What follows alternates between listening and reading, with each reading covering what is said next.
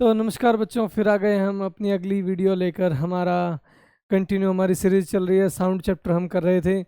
Sound के हमने 2 classes डाल दी हैं, जिनमें बेसिक साउंड वेव क्या होती है और उसके ऊपर कुछ एप्लीकेशंस हमने किए थे।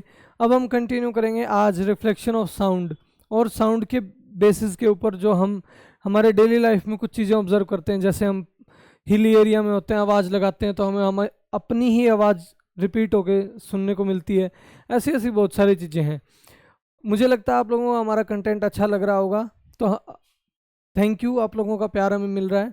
और ऐसे हमारे साथ अपना जो कीमती समय देने के लिए जो आप लोगों ने एफर्ट्स किए, नोट्स बना रहे हो, मुझे पता है।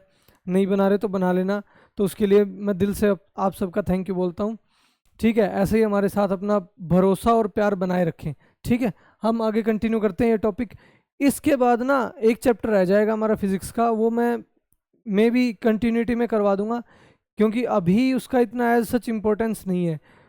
बच्चे जो अभी मिड सेम दे रहे हैं, मिड सेम का हमने सिलेबस कंप्लीट कर दिया फिजिक्स का 9th क्लास का, बट ना ये एडवांस में आगे चैप्टर्स आ चुके हैं। तो मैं साथ में ना पैरेलल में जो हमारे बेसिक एक टॉपिक वाइज भी वीडियोस लेकर आऊँगा। जैसे मैंने 2 वीडियो डाली हैं, मतलब आ जाएंगी, आपको चैनल पे मिल जाएंगी, रिकॉर्ड कर रखी हैं। एक सर्कुलेटरी सिस्टम और रेस्पिरेटरी सिस्टम, ऐसे अलग अलग मेन एक टॉपिक से जो भी हमारे कंसेप्ट एक्सट्रैक्ट हो पाएंगे वो हम लेके आएंगे। ठीक है, तो अपना प्यार और साथ हमारे साथ बनाए रखें।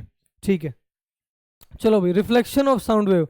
बेटा लाइट और साउंड दोनों ना रिफ्लेक्शन शो करती हैं। अब देखो, रिफ्लेक्शन ऑफ साउंड वेव समझने से पहले हमें ये समझना पड़ेगा, जैसे ये दीवार है, हमने ये चीज़ तो पढ़ ली थी कि सर पार्टिकल है ना, पार्टिकल, ये पार्टिकल आगे वाले को स्ट्राइक करता है, वो उससे आगे वाले को, और ऐसे स्ट्राइक करके अपनी जगह पे वापस आ जाते हैं। और वही पैटर्न जो आगे चल के जा रहा है वही हमारी क्या है, साउंड वेव है।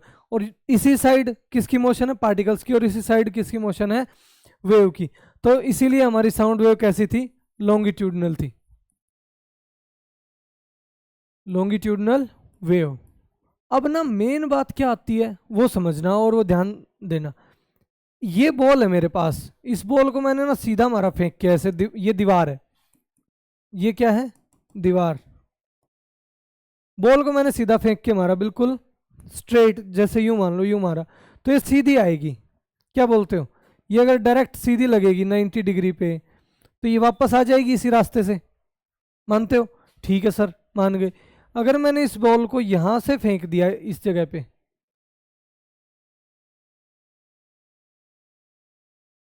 अगर मैंने इस बॉल को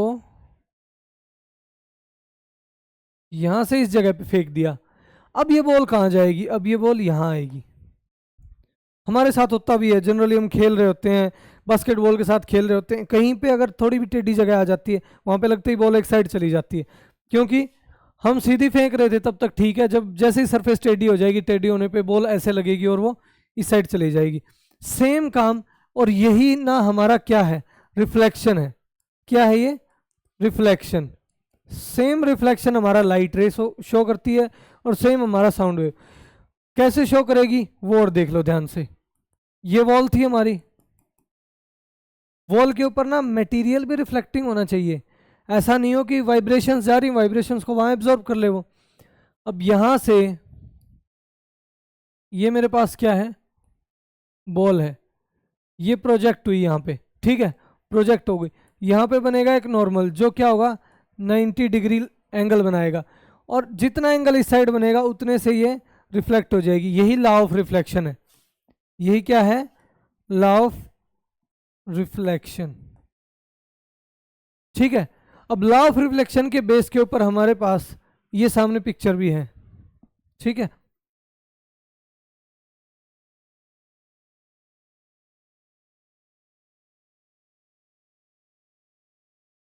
लॉ ऑफ रिफ्लेक्शन के ऊपर हमारे सामने ये क्या है, एक इमेज भी है। देखो ये क्या है, एक रिफ्लेक्टिंग सरफेस, ये क्या है, एक रिफ्लेक्टिंग सरफेस, ये रही पूरी वॉल है, ये दिख गई सबको। नीचे टेबल है, टेबल के ऊपर क्या अरेंजमेंट बना लिया, एक पाइप लगाई ऐसे, दूसरी पाइप लगाई यहाँ पे, तो ना एक साइड क्लॉक रख दिया। क्लॉक ना टिक टॉक ऐसे आवाज करता है, टिक टिक टिक टिक भी बोल सकते हैं, मतलब यहां से साउंड प्रोड्यूस होगी। क्या प्रोड्यूस होगी? साउंड। अब जो साउंड है ना वो ट्रैवल करके यहाँ जाएगी, जाएगी चारों साइड, जाएगी यार एक साइड डिस्ट्रीब्यूट होगी। जैसे मैं अगर बोल रहा हूँ, मेरे राइट साइड कोई खड़ा उसको भी सुनाई दे रही होगी, लेफ्ट खड़ा उसको भी सुनाई दे रही होगी। बट हाँ एक चीज़ होगी, जो मेरे सामने खड़े उनको अच्छे से सुनाई देगी, बट मेरे पीछे वालों को कम, क्योंकि मेरा डिस्टर्बेंस का पैटर्न इस साइड जा रहा है, इस साइड जा रहा है, इस साइड जा रहा है, जाएगा पीछे भी बट कम जाएगा। ठीक है, तो सर ये ना लाइट, सॉरी लाइट रे नहीं, ये मेरी साउंड वेव इस डायरेक्शन में चली गई, यहाँ पे आ गई। तो भैया आप सुनो ध्यान से बात, यहाँ बनेगा एक नॉर्मल, ये बन गया नॉर्मल, दिख गया नॉर्मल, ये नॉर्मल बन जाएगा, और नॉर्मल से साउंड वेव इस साइड आ जाएगी और ये सेम एंगल बना लेगी। ये मेरा रिफ्लेक्शन ऑफ साउंड वेव था। ठीक है,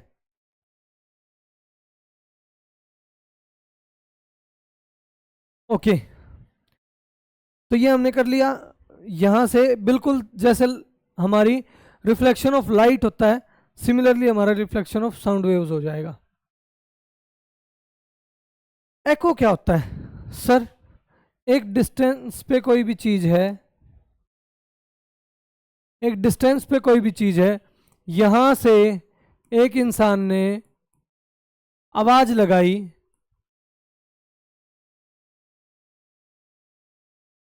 यहां से आवाज लगाई और उसको वापस से अपनी ही आवाज सुनाई देती है। हम जैसे बड़े से हॉल के अंदर आवाज लगाते हैं किसी को, तो हमें यूं सुनाई देता है कि जैसे हमारी आवाज गूंज रही है, मतलब कि मैंने जैसे बोला कोई भी वर्ड, तो वर्ड मुझे वापस रिपीटेटिव फॉर्म में मुझे सुनाई देगा। तो उसके पीछे रीजन क्या है? पहले तो ना ये बताओ, अभी हमने किया था कि सर साउंड अगर ट्रेवल करके वॉल पे लगेगी तो सर वो रिफ्लेक्ट होके वापस आएगी, ये चीज हमने समझ ली। सीधी गई है सर सीधी आ जाएगी, थोड़ी टेढ़ी जाएगी तो टेढ़ी चली जाएगी, ठीक है ना। बट अगर मैं इन फ्रंट ऑफ किसी वॉल के खड़े होकर ऐसे आवाज लगाऊंगा तो बिल्कुल मुझे 1 to 1 सुनाई देगी। ठीक है, अब ये चीज हमने समझ ली सर, हाँ आवाज दोबारा से आ जाएगी।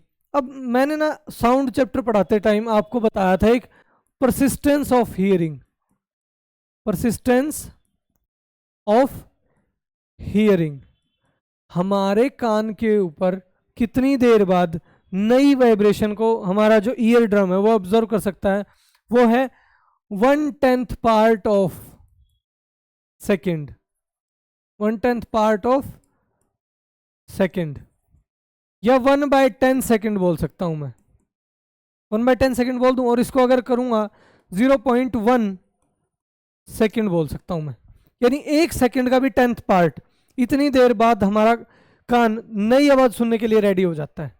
सिमिलरली हमारी आंखें भी, मैंने आपको साथ में ये चीज भी ऐड ऑन करके बताई थी, हमारी परसिस्टेंस,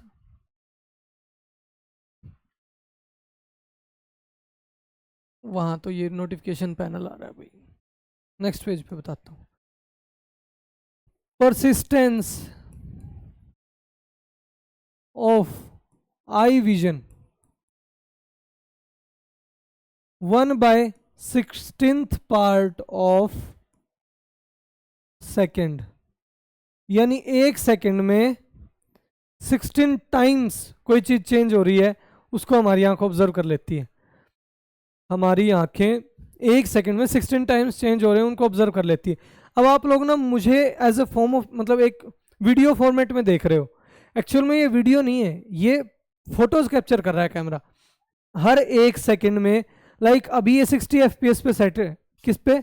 60 FPS, यानी ये 60 फ्रेम्स 1 सेकेंड में शूट कर रहा है, यानी ये 60 पिक्चर्स ले रहा है। मेरी आंख कितने ऑब्जर्व कर सकती है? 16। तो सर अगर 16 होगी या 16 से लेस देन होगी तो हमारी आंख ऑब्जर्व करके बता सकती है कि ये देखो यहाँ पे तो ये फोटोज हैं, यहाँ पे तो फोटोज हैं। अगर उन फोटोज को चेंज करने के रेट को मैं बढ़ा दूं, 15 चेंज नहीं हो रहे हैं ना 16 चेंज हो रहे हैं, वो सीधे 30 चेंज हो रहे हैं 1 सेकंड के अंदर, तो मेरी आंखों को यूं लगेगा कि वो तो चीज मोशन में है। और अगर 60 हो जाए तो हमें और स्मूथ लगेगा। आजकल के मोबाइल फोन में आ रहा है 120 हर्ट्ज डिस्प्ले, यानी 1 सेकंड में कितनी बार फ्रीक्वेंसी, मतलब कितनी बार चेंज हो रही है वो फोटो, या कितनी बार वो रिफ्रेश हो रही है वो चीज़, 120 टाइम्स। तो हमारी आंख इसको और भी स्मूथली ऑब्जर्व कर पा रही है, मतलब स्मूथली देख पा रही है। ठीक है, तो यही था परसिस्टेंस ऑफ आई विजन। एक 1/16 जो पार्ट है सेकंड का उसमें ही ऑब्जर्व कर पाएंगे। परसिस्टेंस ऑफ हियरिंग कितना है? 1/10 सेकंड। यानी अगर कोई 0.1 सेकंड के बाद कोई भी दोबारा से आवाज आई तो मैं वो ऑब्जर्व कर पाऊंगा। मैं एको तब ऑब्जर्व कर पाऊंगा ना जब वो मैं सुन पाऊंगा या उसको फील कर पाऊंगा। अगर वो 0.1 सेकंड से भी कम टाइम में आ गई तो पहले वाली जो आवाज थी वही मेरा कान अभी तक ब्रेन तक ले जाके सिग्नल और उसको क्या इंटरप्रेट नहीं कर पाया है, तो नई को कैसे कर लेगा? तो यानी हमें एटलीस्ट नई साउंड वेव आने तक 0.1 सेकंड का गैप तो देना पड़ेगा। यानी कि अगर ये साउंड चल के यहाँ तक वापस आई है, यहाँ चल के और साउंड वेव यहाँ पे आई है, तो इसको टाइम एटलीस्ट 0.1 सेकंड लगना चाहिए। उससे ज़्यादा लग सकता है, नो इशू, बट ये मिनिमम टाइम है, ठीक है। Speed of sound, speed of sound in air, क्या स्पीड ऑफ साउंड वैक्यूम में होती है? नेवर। ये होगी 340 मीटर पर सेकंड। ये ऑन एवरेज मतलब एक यूं मान लेते 24 डिग्री सेल्सियस जो हमारा रूम टेम्परेचर पे है उस पे होगी, क्योंकि हमने ये चीज़ पढ़ी थी जैसे टेम्परेचर चेंज होगा speed of sound wave change हो जाएगी।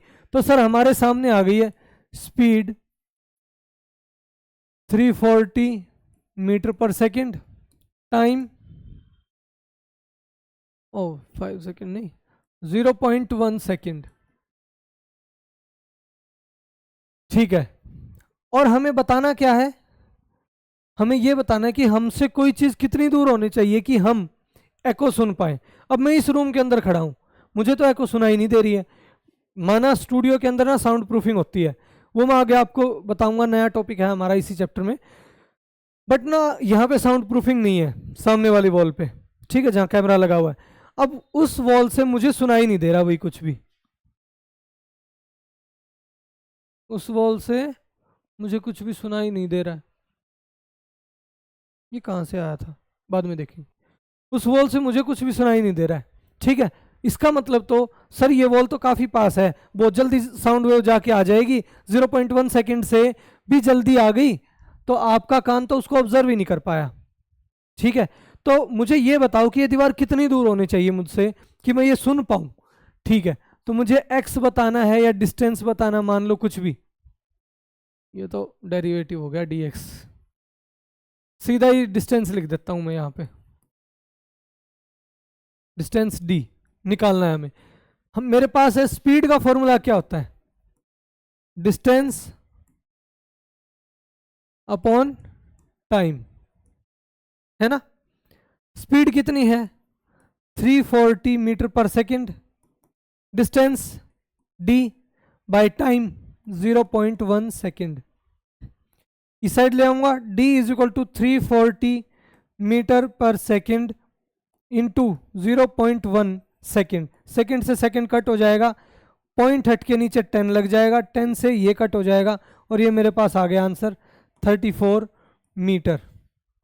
अगर आप लोग ऑब्जर्व कर पा रहे हो तो मेरे सामने एक डिस्टेंस आ गया कि सर अगर साउंड इतनी देर ट्रैवल करेगी ना, इतना मीटर, यानी एक सेकंड में वो, एक सेकंड नहीं 0.1 सेकंड में, 0.1 सेकंड में सर वो 34 मीटर डिस्टेंस कवर कर जाती है।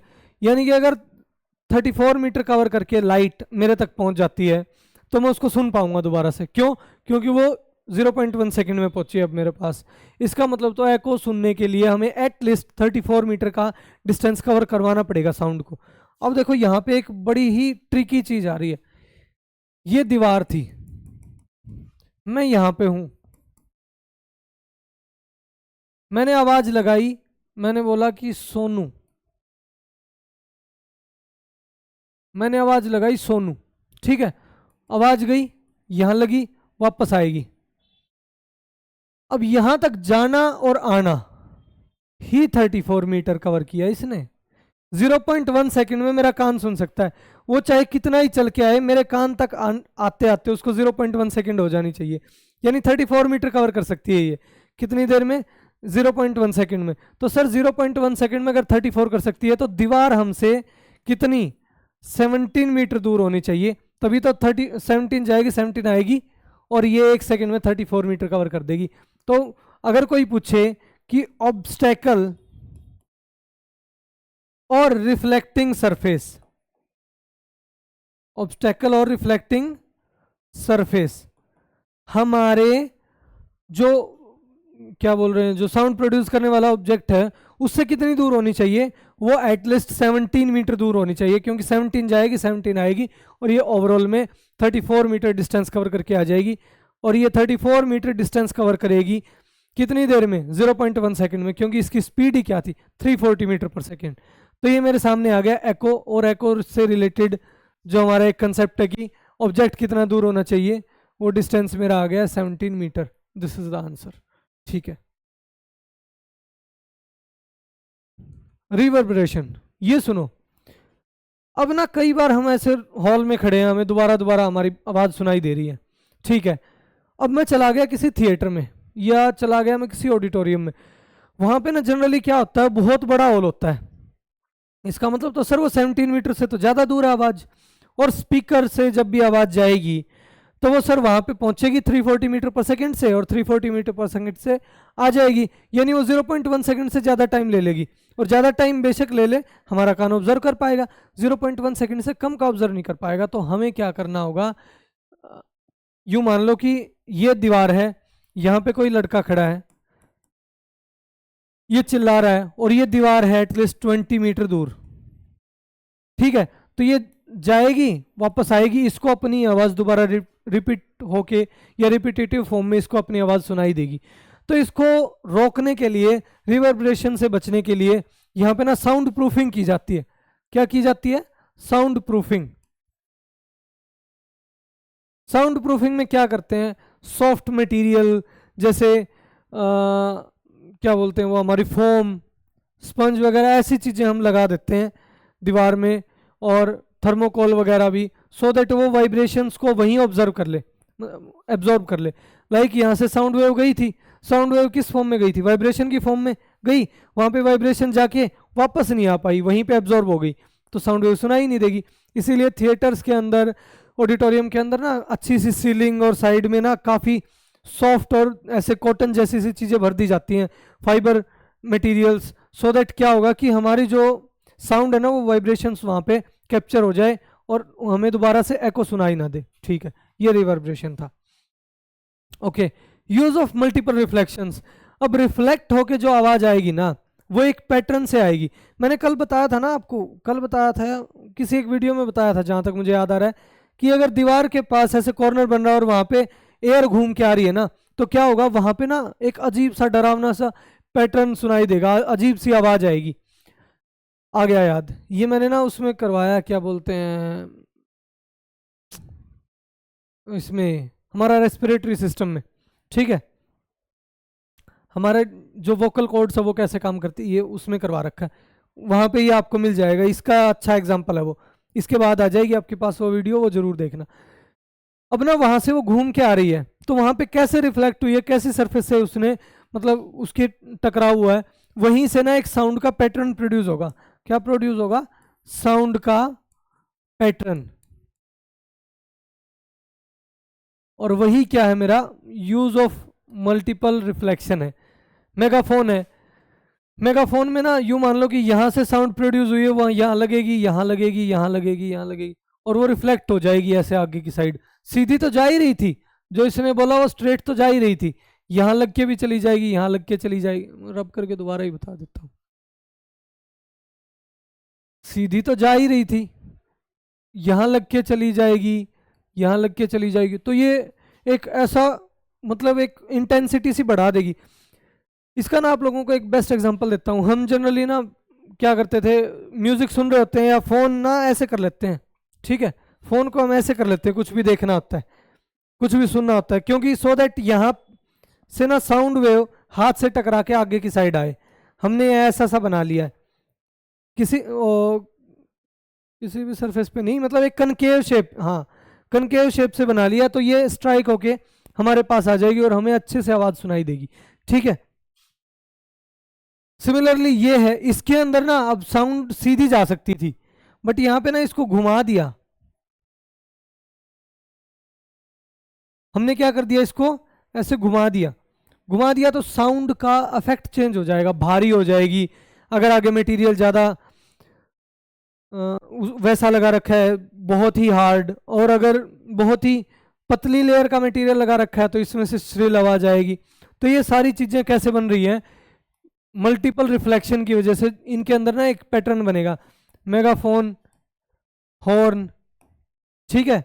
हमारी गाड़ी में भी ऐसा, ये क्रेटा और इनमें आता है ऐसा हॉर्न, वैसे घुमा हुआ सा होता है, उसी वजह से ऐसी एक प्लीजेंट सी साउंड प्रोड्यूस करता है, ठीक है।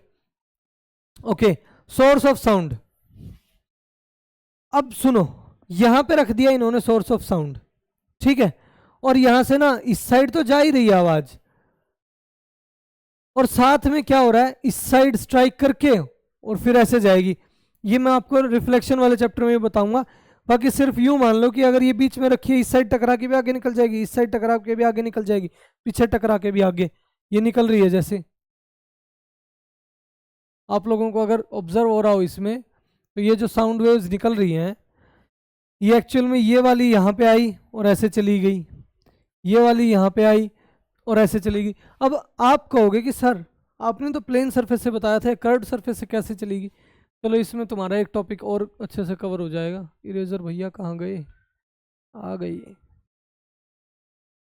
सुनो, यहाँ पे इस पॉइंट के ऊपर ना एक टेंजेंट खींच दो। अब आप ये कहोगे सर टेंजेंट क्या, अपने मैथ्स वाले टीचर से पूछना, ठीक है। हमारे चैनल पे भी पढ़ा रहे हैं सर मैथ्स, शेप्स पढ़ा रहे हैं, उनसे पूछना सर टेंजेंट क्या होता है। टेंजेंट खींच दो। अरे भैया ये तो सीधी लाइन ही नहीं बन रही है, let me take a line.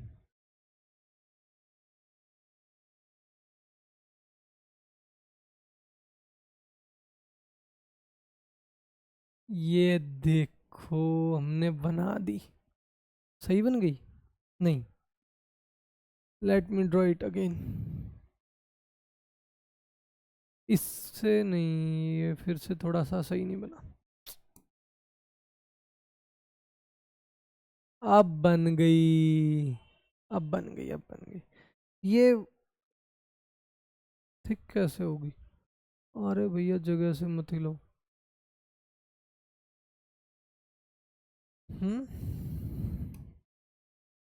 तो काफी पतली लाइन है, कोई नहीं, ठीक है। मैं इसको ना पीछे से वो कर देता हूँ।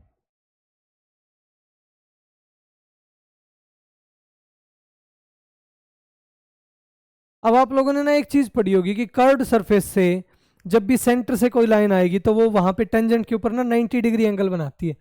अगर मैं इसके सेंटर से यहाँ पे लाइन ले आता हूँ, ये सेंटर नहीं है ये फोकस है, अगर मैं सेंटर से एक लाइन ले आता हूँ, यहाँ फिर मुझे लाइन लेनी पड़ेगी, यहाँ फिर मुझे लाइन लेनी पड़ेगी, ये लाइन मैं ले आया हूँ। अब ध्यान से देखना ये चीज, ये लाइनें इतनी पतली कैसे हैं,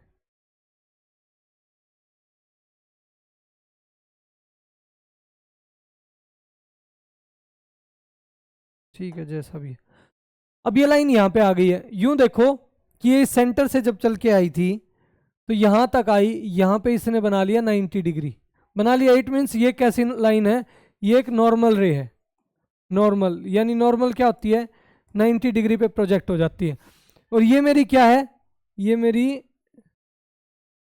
जो टेंजेंट गया, जो एक सरफेस को परपेंडिकुलरली शो करेगा जहां पे स्ट्राइक हुई है।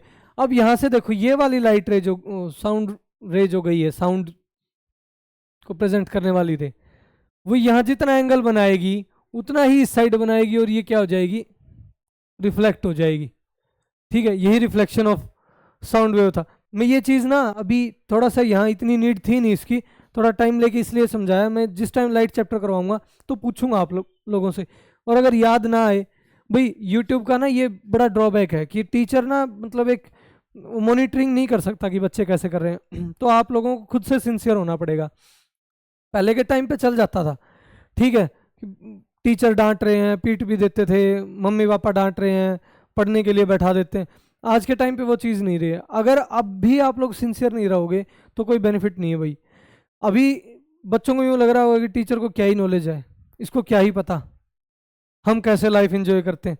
बेटा सबको पता होता है लाइफ एंजॉय करने का, बट जिस टाइम अगर टाइम निकल जाता है ना, उसके बाद में समझ सबको आती है। ये भी पक्का है लाइफ का ना, सबसे अच्छा पॉइंट मान लो या बुरा पॉइंट मान लो कि ये सेम चीज रिपीट करती है आपके साथ। जैसे आपके लिए ना डिसाइडेड है चीजें कि इतना काम करना आपको इस टाइम पे, अगर नहीं करोगे तो आपको वो रिपीट हो जाएगा, वो मतलब दोबारा करना पड़ेगा, बाद में आएगा आपके पास वो काम। तो इस एज में जब आप बैठ के पढ़ रहे हो, आपको और कोई फ्रस्ट्रेशन या कोई स्ट्रेस नहीं है, कोई फैमिली स्ट्रेस नहीं है, कुछ भी नहीं है, टेंशन, तो आप पढ़ सकते हो। बट अगर एक बार आप बड़े हो गए या आपके सामने ऐसे यूं अभी आपके सामने ना अपॉर्चुनिटीज़ होंगी, जैसे आप 9th क्लास में बैठे हो तो आप बिल्कुल यूं सोच रहे हो मैं साइंस लूँ, आर्ट्स लूँ, कॉमर्स लूँ, डिज़ाइनिंग लूँ, XYZ, मतलब आपके सामने पूरा अभी तो पूरा का पूरा सी है, बिल्कुल समुंदर है। बट जैसे ही आप बड़े होते जाओगे ऐसे नैरो होता जाएगा रास्ता। बट हाँ, आपके ऊपर डिपेंड करेगा वो कि आप उस नैरो वे को कैसे ब्रॉड कर देते हो। ठीक है, तो उसके लिए ना ये अगर चीज़ों के ऊपर मैं ये कंसेप्ट करवा रहा हूँ, इनको आप नोट डाउन नहीं करोगे, करवाने को ढेरों टीचर्स हैं, हजारों टीचर हैं, एक टॉपिक लिखोगे हजारों टीचर आ जाएंगे यूट्यूब के ऊपर। बट मैं ये नहीं कहता यहीं पे डेडिकेटेड हो जाओ, कहीं भी हो जाओ भाई, बट पढ़ो। हाँ, हमारे साथ जुड़े रहोगे तो अच्छी बात है, आपको कंटिन्यूटी में अच्छे अच्छे कंसेप्ट मिल जाएंगे, बट मेहनत करनी पड़ेगी भाई आप लोगों को। ठीक है, और हाँ, अगर यूँ कहते हो कि सर आप हमारा काम चेक कर लो, हम आपके पास भेज देंगे या डाउट्स भेज देंगे, तो आप मेरे पास मैसेज कर सकते हो। ठीक है, मैं मेरी आईडी लिख देता हूँ यहाँ पे।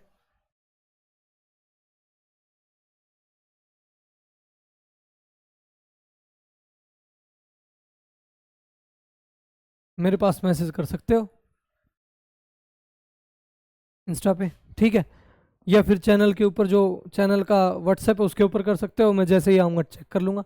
ठीक है, कोई नहीं, ये आप समझ गए, साउंड वेव ऐसे रिफ्लेक्ट करती है। तो हमें जैसे ना एक बार छोटा सा मेरे पास इतना सा स्पीकर था, बिल्कुल छोटा सा क्यूट सा गोल्डन कलर का, और मैं ना उसमें म्यूजिक सुन रहा था, मुझे मज़ा नहीं आ रहा था, मैंने उसको ग्लास में रख दिया। ग्लास में रखने पर ना उसकी आवाज़ बढ़ गई। क्यों बढ़ी? क्योंकि ना उसकी आवाज़ को ना ऐसे साउंड मतलब एक ऐसा सा सरफेस मिल गया, यहाँ टकरा के भी बाहर, यहाँ टकरा के भी बाहर, और वो वाइब्रेट भी होने लग गया, ज़्यादा पतली लेयर थी उसकी। सेम सा मैकेनिज्म हमारा उसके अंदर होता है। ये जो इलेक्शन के टाइम पे हमारे जो स्पीकर्स लगा के घूम रहे होते हैं ना, जो लंबे लंबे से, वो आगे से तो काफ़ी ब्रॉड होते हैं, पीछे से काफ़ी नैरो होते हैं, वो ऐसे ही साउंड को रिफ्लेक्ट कर रहे होते हैं। ठीक है, रेंज ऑफ हियरिंग, अब ये है हमारी रेंज ऑफ हियरिंग। हम जो जिस रेंज के अंदर हम सुन सकते हैं, यानी हमारा जो ईयर ड्रम है वो जिस वाइब्रेशन को समझ सकता है। अब एक वाइब्रेशन का पैटर्न है, ये ऐसे मारा, ये एक सिंगल वाइब्रेशन थी, इसको क्या पता ना समझ पाए, बहुत ही कम हो, यानी ये सिंगल वाइब्रेशन थी 1 सेकेंड में, ये मिनिमम कितनी 20 वाइब्रेशंस पर सेकेंड फील कर पाएगा। वाइब्रेशन ये फ्रीक्वेंसी वाली है, अब ये वाइब्रेशन नहीं थी, बट मेरा एक जस्ट समझाने का मेथड था वो आपके लिए। और मैक्सिमम कितनी 20,000 वाइब्रेशंस पर सेकेंड, तो इतनी समझ पाएगा। ठीक है, अब एक चीज और, इसको हम 20 किलो हर्ट्ज भी लिख सकते हैं, KHZ, क्योंकि 1000 को हम लिख सकते हैं किलो, तो वहीं से 20 किलो हर्ट्ज हो जाएगा। ठीक है, minimum 20 hertz, maximum 20 kilo hertz, याद रखने के लिए इजी रहेगा। इससे बिलो इंफ्रासोनिक हो जाएगी, कौन सी? इंफ्रासोनिक, और इससे अबोव अल्ट्रासोनिक। अल्ट्रासोनिक बोले या अल्ट्रासाउंड बोले, ये इससे अबोव हो जाएंगी। जो 20,000 से अबोव हैं वो अल्ट्रासाउंड हो जाएंगे, और साउंड वेव्स बिल्कुल अगर इससे भी लिमिट से ऊपर चली जाती हैं वो सुपरसोनिक, और वो हमारी मिसाइल्स हैं, वो साउंड की वेव्स साउंड की स्पीड से भी ज़्यादा तेज चल रही होती हैं, उनको बोलते हैं। ठीक है, यूजेस ऑफ अल्ट्रासाउंड, अल्ट्रासाउंड हमारी बहुत जगह पे यूज़ होती है। अब ना बेसिकली हमने ये डिस्टेंस चेक कर लिया था एको वाले टॉपिक में, अगर आपको याद हो तो, कि हमारे पास स्पीड थी, किस स्पीड से हमने उस चीज़ को भेजा, हमें पता है लाइट साउंड की स्पीड 340 मीटर पर सेकेंड स्पीड हमारे पास थी। टाइम हमने नोट कर लिया, मैंने लेट्स कंसिडर एक बॉल को ऐसे फेंका, मेरे हाथ में आया, स्टॉप वॉच में मैंने वो टाइम रिकॉर्ड कर लिया, तो मेरे पास टाइम है और जिस स्पीड से फेंका वो स्पीड है। तो मैं बता सकता हूँ ना कोई चीज़ मुझसे कितनी दूर है, कैसे बताऊँगा? गई और आई, जो डिस्टेंस आएगा ना उसको डिवाइड बाई 2 कर दूंगा, मुझे पता लग जाएगी कोई चीज़ कितनी दूर है। सिमिलरली अल्ट्रासाउंड में यूज़ की जाती है, अल्ट्रासाउंड में ना साउंड वेव्स भेजी जाती हैं। ठीक है, वो जाएंगी किसी भी चीज़ से स्ट्राइक करेंगी, वापस आ जाएंगी, वहीं से हमें पता लग जाएगा कि कोई चीज़ कितनी दूर है। सेम इसी के ऊपर ना हमारा सोनार भी काम करता है। सोनार एक्चुअल में कैसे काम करता है, साउंड वेव्स भेजी जाती हैं समुद्र में, सी पे, जो हमारी सबमरीन है वो भेजती है, वो भेजेंगे इंस्टेंटली ये बहुत ज़्यादा स्पीड में चल रही है, आती रहेंगी, और उनको ना ऐसे पता लगता रहेगा उनसे कोई चीज़ कितनी दूर है, बार बार साउंड वेव जाती रहेंगी। कोई जल्दी आ गई बिल्कुल ही तो उनको पता लग जाएगा कोई चीज़ बिल्कुल पास है हमारे, क्योंकि जल्दी जाके स्ट्राइक करके आ गई है, कम टाइम लिया इसने, तो वहाँ से वो ना एक 3D मैपिंग कर लेते हैं सी लेवल, मतलब जो बॉटम की है सी के अंदर उसकी। तो ऐसे काम करती है हमारी अल्ट्रासाउंड। ये कहाँ कहाँ यूज़ होती है, मेडिकल डायग्नोस्टिक में, या थेरेपी जो हम ये अल्ट्रासाउंड करवाने जाते हैं, इंडस्ट्रियल इंस्पेक्शन एंड क्लीनिंग के अंदर। वाइब्रेशन है, वाइब्रेशन से जनरली हम यूँ नहीं करते कि कैसे बताऊँ आप लोगों को, बस में बैठे हो कभी प्राइवेट बस में, तो वहाँ पे जब भी वो बस स्टार्ट करते हैं या बस को स्लो छोड़ देते हैं तो बस वाइब्रेट कर रही होती है, और वाइब्रेशन के टाइम पे ना जो डस्ट पार्टिकल्स गिरे हुए हैं वो हिल रहे होते हैं। अगर वहाँ से उस सरफेस को हटा दिया जाए तो डस्ट पार्टिकल सारे नीचे गिर जाएंगे, या अगर वो परपेंडिकुलर हो, ऐसे सीधी नॉर्मली खड़ी हो वो सरफेस, तो सारे डस्ट पार्टिकल्स गिर जाएंगे ड्यू टू वाइब्रेशन। तो ऐसे ही क्लीनिंग के लिए भी ये यूज़ होती है। और इंडस्ट्रियल इंस्पेक्शन, अभी बताया कहीं पे कोई क्रैक आया हुआ है, कहीं मशीनरी अंदर से फेल हो गई है, अल्ट्रासाउंड्स भेज के वापस बुला लेंगे, पता लग जाएगा कहीं पे कोई चीज़ अनइवन है या नहीं, कोई चीज़ ऊपर आई हुई है, कोई चीज़ ब्रेक हो गई है, उसकी स्ट्रक्चर मतलब उसका ना एक 3D स्ट्रक्चर आ जाएगा हमारे पास। तो ये था हमारा complete sound chapter.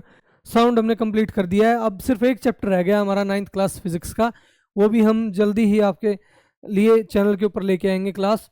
Till then channel को सब्सक्राइब करना ना भूलें, अपने दोस्तों के साथ ज़रूर शेयर करें और लाइक करें वीडियो को, और क्या ही कर सकते हो, नोट्स बनाते रहना, ठीक है, कमेंट करना अच्छे अच्छे, और अगर कंटेंट अच्छा लगा हो तो ठीक है, हमारे पास मैसेज करके भी आप बता सकते हो, कुछ समझ ना आया हो तो भी डाउट्स पूछ सकते हो।